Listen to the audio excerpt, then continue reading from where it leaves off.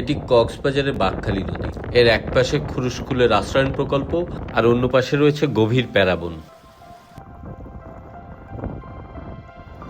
নদীর পাড়ে যেতেই অদ্ভুত কিছু দৃশ্য দেখলাম। মাছের মতো কিছু প্রাণী কিলবিল করছে, তাও আবার পাড়ে। এগুলো আসলে মাছই। মাছটির নাম মাড স্কিপার।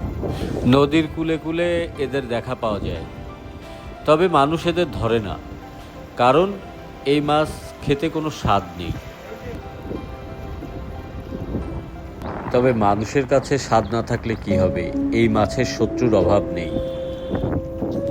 মাছেরা যখন নদীর পাড়ে খেলা করছে, তখন তাদের শিকার করতে চলে এসেছে শিকারী।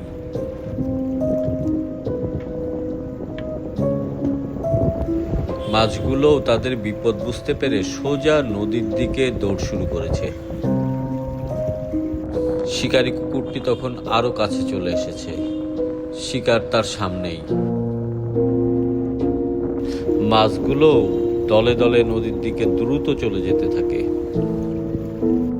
কুকুরটিও কোনো একটি খাবার খুঁজে পেয়েছে, সে সেটি খেতে ব্যস্ত। মাছগুলোও যেন কুকুরের গতিবিধি খেয়াল করছে। কুকুর একটু নড়লেই তারা আবারও ছুটে যায় নদীর দিকে। আশেপাশে আর তাজা মাছ না দেখতে পেয়ে রণে ভঙ্গ দেয় কুকুরটি।